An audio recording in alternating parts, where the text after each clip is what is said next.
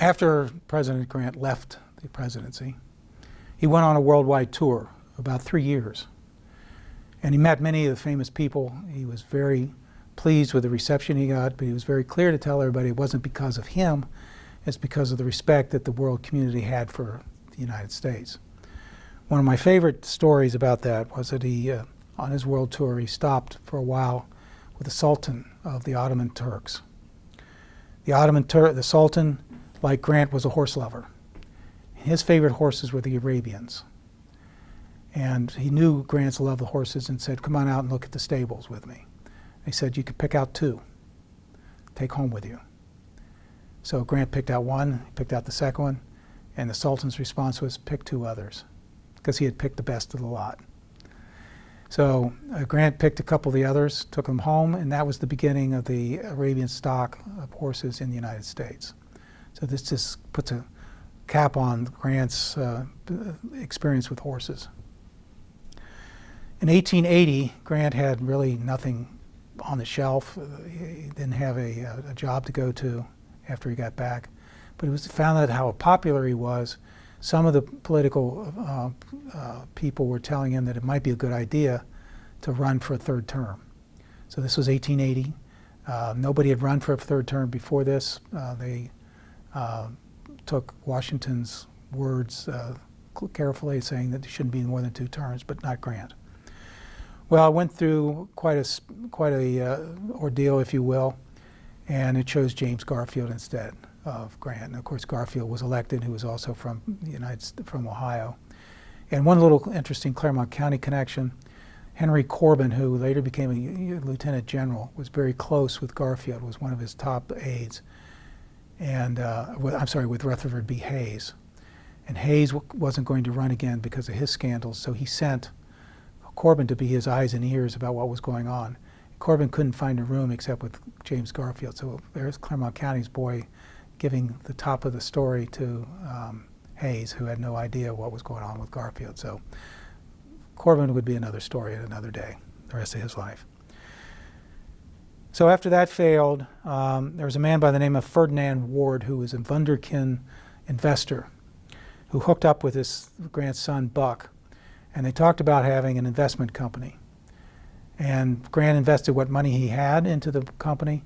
He, because of the love of the soldiers, enlisted men and officers, both of the Confederate Army and the Union Army, invested all their life savings. It looked like it was going to be a great success, but it turned out to be a Ponzi scheme. And it tanked. Grant lost just about everything he had, except for maybe $10 in his wallet.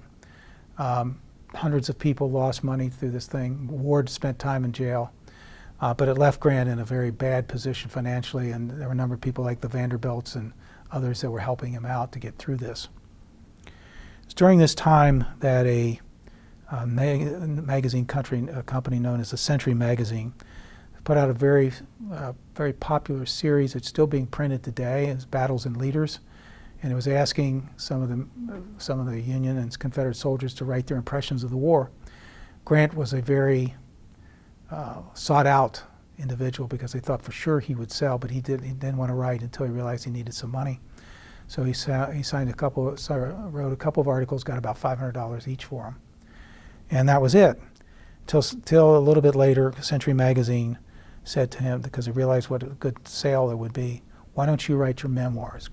Sherman had just written his memoirs a few years before. Others were sending him, but this Grant was the key. This was the biggest potential sale that you could have. And he initially agreed to Century's offer, which was 10%, which is pretty low royalty. Mark Twain, who was a good friend of his, they met several years before. Twain, of course, was one of the greatest writers in American literature history. He said that I have just formed a new company known as Charles Webster. I would be happy to publish your book for you. And I will give you 70% of the net income, plus I'll give you some living expenses. Grant felt that he had made some kind of connection with Century Magazine, but Twain was able to convince him that you really need to do this. I'll get you the kind of money that you will have in order to take care of Julia when you go. So that was the deal under which it was set, and he began writing his memoirs. And the response to the memoirs, and this is a copy of the first edition of the memoirs, was tremendous. It sold 300,000 copies, and a lot of them were sold very well in the southern communities because the soldiers respected him for what he had done and helped them out at that point in time after the war. $450,000 was realized through the sales that went to Grant's family, which is worth about $11 million today. So she became one of the wealthiest women in the United States as a result of him writing his memoirs. But for him to get to that point, to write, and I'll give you an example here. John Keegan, who is a well-known British historian, said that this is the most revealing memoir ever written of a high commander. He said, if you just wanted to read one book to tell you why the South lost the war, it was because of this memoir. Mark Twain said it rivals the clarity of Caesar's commentaries. So here was a guy who really wasn't known for writing. He said that this is what, when he wrote, this is how he felt about writing. When I put my pen to the paper, I did not know the first word that I should make use of in writing the terms. I only knew what was in my mind, and I wished to express it clearly so that there could be no mistaking it. And his writing style was very clear, lots of active verbs. By comparison to what we see today, was more like a Hemingway instead of a Hawthorne, using the 19th and 20th century writing. The fact that he wrote such a well-selling memoir, one that is so highly regarded, others have said it was the best military memoir written in the English language, was a real tribute to him because of what medical problems he had. They discovered that he had throat cancer. This was from smoking up to 20 cigars a day for 20 years. Finally got to him. But he recognized it as a burning pain in his throat. And the only treatment that would work was opium. So they would treat it by putting opium on the sore, on the cancer as it was advancing. There was nothing that could be done for it. It was going to kill him. He knew this, but also knew that he couldn't write because the opium doped him up. So he deliberately took himself off the opium for a period of time, off the cocaine that sometimes was used, so that he could have clear enough writing that he can finish. And being able to do such a thing under that kind of circumstance was an absolutely amazing accomplishment. And so that was what he wrote and it was in 1885 when he finished it. He finished it a week before he died. A little bit about the book itself. The first line of the preface, I think, is very revealing about Grant. The first line of the preface says, "Man proposes and God disposes." What does he mean by that? This was really attributed to a German theologian by the name of Thomas Kempis, and you see something similar to this in the Bible.